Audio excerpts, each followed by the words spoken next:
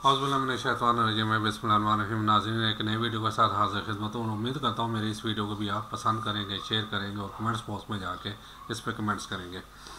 नए आने वाले को लिए खुशामदीद और साथ रिक्वेस्ट के मेरे चैनल को सब्सक्राइब करें, बेल आइकन को टच करें, साथ ऑल पे टच करें ताकि मेरी तमाम वीडियोज़ बआसानी आप तक पहुंच सकें। और साथ फिर रिक्वेस्ट के कमेंट्स बॉक्स में जाके ज़रूर कमेंट्स करें जिससे मेरी दिलजोई भी हो और मेरी वीडियो का मोराल क्या है या वीडियो किस हद तक, किस लेवल तक पसंद की जा रही है या इसमें कुछ खामियाँ कोताहियाँ वो भी आप कमेंट्स में लिख सकते हैं। इंशाल्लाह मुझे खुशी होगी। लेकिन मैं हमेशा कहता हूँ कि तनकीद बराए इस्लाह, ताकि आप अपना कीमती टाइम भी बचाएं और मेरा भी टाइम ज़ाया होने से बचाएं। जी, आर्मी चीफ्स पर आजकल बात कर रहा हूँ जी। तो एक छोटा सा नोट पहले एज यूजुअल जैसे देता हूँ कि मैंने हमें तकरीबन हर आर्मी चीफ के बारे में जो भी बात की वो किसी न किसी किताब से हवाला दिया, किसी बड़े फौजी अफसर की उसकी पर्सनल डायरी से जो उन्होंने उस आर्मी चीफ के बारे में कहा, या तजिया नगार या माहरीन जिन्होंने इनके बारे में जो भी नतीजा अखज़ किया मैं वो बयान करता हूँ। अपनी तरफ से मैं कोई चीज़ ना पेश करता हूँ, ना मुझे करने की ज़रूरत है। इनमें से मैं अक्सर कहता हूँ, अक्सर अपने खालके हकीकी से जा मिले, वो अब अल्लाह और उनके दरमियान उनका मामला है। मैं तो उनके लिए दुआ ही कर सकता हूँ कि अल्लाह ताला उन्हें जन्नतुल फिरदौस जगह अता करें। जब किश्तवान जनरल जहांगीर करामत जो हमारे आर्मी चीफ रह चुके हैं उनकी वीडियो अपलोड कर दी। अब पार्ट 2 पेश खिदमत है। भारत ने ऑपरेशन शक्ति के नाम से 5 एटमी धमाके किए तो 28 मई को चाकी के पहाड़ों से तकबीर की आवाज़ गूंजी और पाकिस्तान ने 5 के मुकाबले में 6 एटमी धमाके करके भारत को मुंह तोड़ जवाब दे दिया। मुश्किल तरीन हालात में पाकिस्तान ने यह फैसला कैसे कर लिया और पाकिस्तान के आर्मी चीफ जनरल जहांगीर करामत ने एटमी धमाकों से मुतल्लिक़ वज़ीर-ए-आज़म मियां नवाज शरीफ को क्या मशवरा दिया, आज हम इसी मौजू पर बात करेंगे। सदर फ़ारूक लगारी के मुस्तफ़ी होने के बाद रिटायर्ड जज रफ़ीक ताड़र सदर मुमलिकत सदर मुंतखब हो गए और यूँ दाखिली महाज पर किसी हद तक ठहराव आ गया, मगर खारजी महाज पर पाकिस्तान की मुश्किलात कम होने में नहीं आ रही थी। एक तरफ भारत जदीद असला ख़रीद कर अपनी दिफाई ताकत बढ़ा रहा था और दूसरी तरफ पाकिस्तान को अमेरिका से वो F-16 तैयारे भी नहीं मिल रहे थे जिनके लिए पाकिस्तान ने कई बरस पहले अदायगी कर रखी थी। रवायती हथियारों की दौड़ में सबकत हासिल करते हुए पृथ्वी मिसाइल का तजर्बा किया तो पाकिस्तान ने 6 अप्रैल 1998 को जेलम में शहाबुद्दीन गौरी के मज़ार से चंद किलोमीटर के फासले पर टिल्ला जोगियां से गौरी मिसाइल चलाकर हिसाब बराबर कर दिया। 1500 किलोमीटर के इस बैलिस्टिक मिसाइल के कामयाब तजर्बा से दारुल हुकूमत दिल्ली समेत भारत के बेशतर शहर पाकिस्तान के निशाने की जद में आ गए। अटल बिहारी वाजपेयी अपनी इंतखाबी मुहिम के दौरान वाज़ेह तौर पर यह कह चुके थे उनकी हुकूमत आई तो भारत को एटमी ताकत बनाएंगे। भारतीय मीडिया के मुताबिक वाजपेयी को 1996 में ही एटमी धमाका करना चाहते थे, मगर 13 दिन बाद ही उनकी सरकार ख़त्म हो गई और ये मौका ना मिल सका।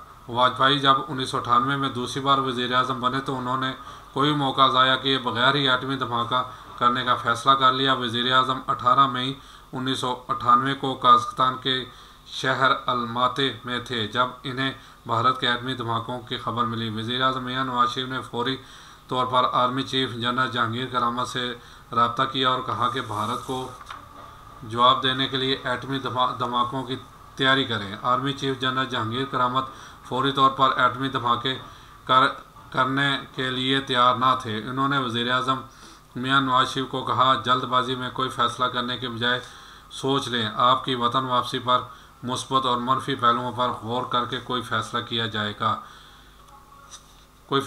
जाए तो बेहतर होगा। शुजा नवाज की किताब क्रॉस्ड स्वॉर्ड में जहांगीर करामत अपने इस मौक़िफ़ की वजाहत करते हुए कहते हैं कि हम फैसला करने से पहले हिसाब किताब करना चाहते थे, क्योंकि वज़ीर-ए-आज़म मियां नवाज शरीफ ने अपने तौर पर जो फैसले किए वो आसेब की मानद उनका और हमारा पीछा करते रहे। मैं वज़ीर-ए-आज़म मियां नवाज शरीफ गैर मुल्की दौरा मुख्तसर करके वज़ीर आज़म मियाँ नवाज शरीफ गैर मुल्की दौरा मुख्तसर करके वतन वापस पहुँचे तो इस दौरान भारत 13 मई को मज़ीद 2 धमाके कर चुका था और आलमी दुनिया भारत के ख़िलाफ़ कार्रवाई करने के बजाय पाकिस्तान पर दबाव बढ़ा रही थी। जवाबी एटमी धमाकों की सूरत में पाबंदियाँ लगाने की धमकियाँ भी दी जा रही थी। ये तो है जी, एक खुन्नस है ना मुसलमानों के ख़िलाफ़। इंडिया बाद जो मर्जी करे, उनका मलबा सारा पाकिस्तान, क्योंकि पाकिस्तान वाले जल्दी जो है ना वो झुक जाते हैं, लचक जाते हैं। अब देखना है, खान साहब ने डू मोर का मुतालबा नहीं माना, फिर बाद में एब्सोल्युटली नोट का तो उनकी हुकूमत गई। पीछे तैयार बैठे थे नाखन तेज़ करके, दान तेज़ करके 13 पार्टियाँ बल्कि 15 पार्टियाँ जो हुकूमत में आ गई। यही हमारा आलमिया है कि हम जिन्हें पक्का यकीन होना चाहिए कि भाई जनाब अगर इस तरह करके मर गए तो शहीद, जिंदा रहे तो गाजी। हमें डट के रहना चाहिए, सिर्फ अल्लाह और उसके रसूल के अहकामात मानने चाहिए। जो कहते हैं इनसे जंग करो, इनसे जंगो जदल करो, लेकिन नहीं जी, हम तो अपना उल्लू सीधा करते हैं जी। जवाबी एटमी धमाकों की सूरत में पाबंदियां लगाने की धमकियां भी दी जा रही थी। वज़ीर आज़म ने आते ही 13 मई को काबीना की दफाई कमेटी का इजलास बुला लिया। जनरल जहांगीर करामत अभी भी 2+2 4 के अंदाज में सोच रहे थे और अमेरिका की जानब से मुमकिन माशी पाबंदियों पर तहफ़्फ़ुज़ात का शिकार थे। जनरल जहांगीर करामत का इसरार था कि सेक्रेटरी फनास अमीन अफजल को दफाई कमेटी के इजलास में ब्रीफिंग देने के लिए बुलाया जाए और उनसे पूछा जाए कि एटमी धमाकों के मईशत पर क्या असरात मुरतब होंगे। वज़ीर आज़म मियाँ नवाज शरीफ ने इस अहम तरीन इजलास में सेक्रेटरी फनास को बुलाने की इजाज़त तो ना दी, अलबत्ता वफाकी वज़ीर ख़जाना सरताज अजीज़ से मुआशी सूरत हाल पर राय ली गई। ब्रिगेडियर नईम सालक जो इस वक्त एटमी प्रोग्राम से मुंसलिक थे, उन्होंने अपनी किताब न्यूक्लियर डेटरेंस पाकिस्तान प्रॉस्पेक्टिव्स में बताया है कि वज़ीर ख़जाना सरताज अजीज़ भी एटमी धमाकों के ख़िलाफ़ थे। जनरल जहांगीर करामत एटमी धमाकों की सूरत में वसवसों और अंदेशों के शिकार थे।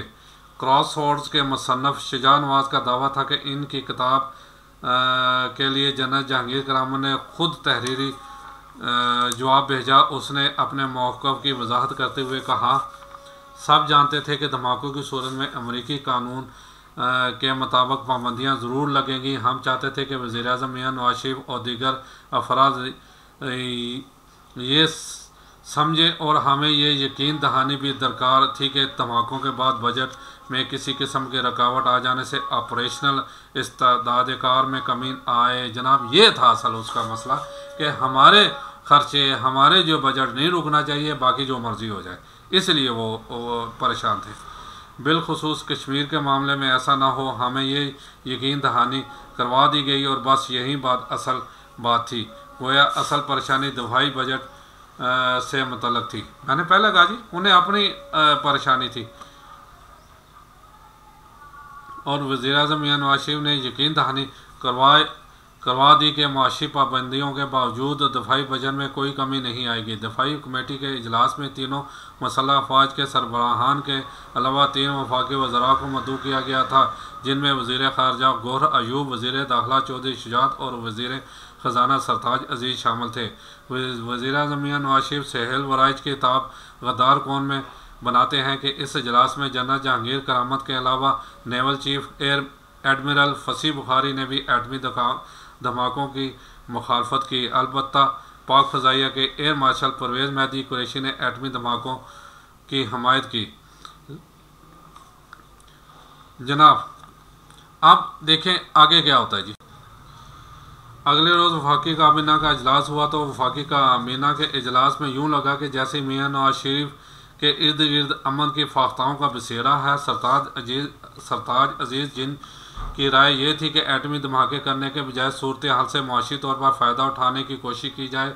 उन्होंने अपनी किताब बिटवीन ड्रीम्स एंड रियलिटी में इस इजलास की रोयदाद बयान करते हुए लिखा है कि 3 वज़रा ने खुलकर एटमी धमाकों की हमायत की। 6 वज़रा वफाकी वज़रा तो मुकम्मल तौर पर अमन की फाख्ता बन गए। उन्होंने कहा कि एटमी धमाके करके आलमी दबाव का सामना करने के बजाय धमाके ना करके बाहरों को सफारती सतह पर तनहा किया जाए। बाकी 6 वज़रा के बारे में इनका ख्याल है ना तो वो हॉक्स थे और ना ही डॉव्स। इनके बारे में सरताज अजीज़ हॉब्स की इस्तेलाह इस्तेमाल की है, जिसका मतलब यह है कि वो 3 में थे ना 13 में। वफाकी वज़ीर ख़ारजा गौहर अयूब ने अपनी किताब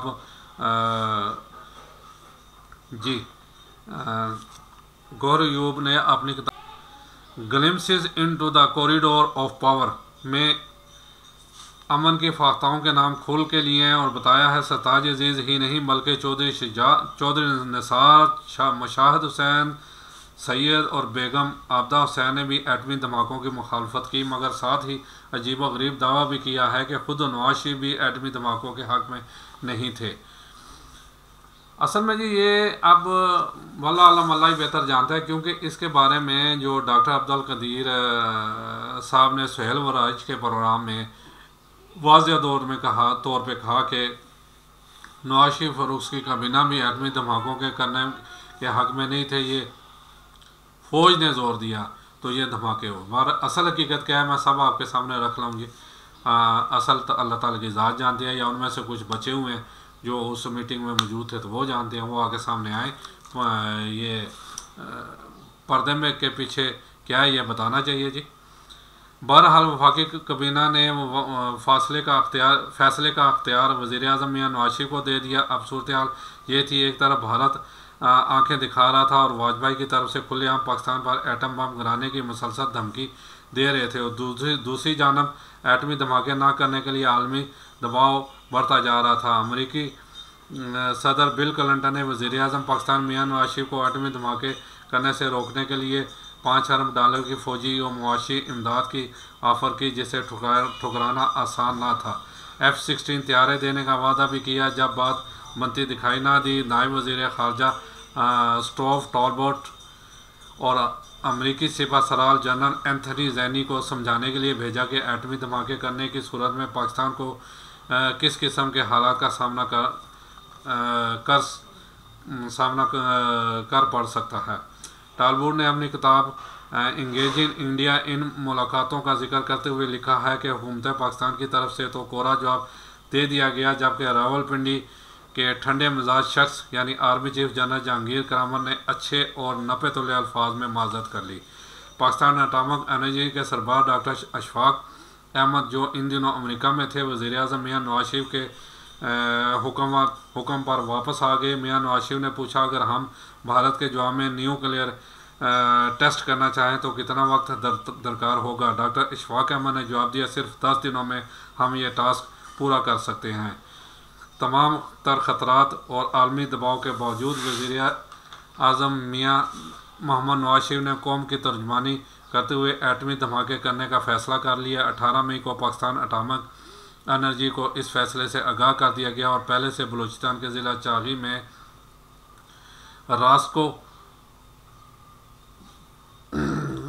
रास्को पर मुंतखब की गई साइट पर ज़रूरी सामान पहुँचाने का सिलसिला शुरू हो गया। चागी में एटमी धमाकों की तैयारियां जारी थी कि इस दौरान एक ऐसा सनसनीखेज मोड़ आया जिसने पाकिस्तानी हुकाम को चौंका दिया।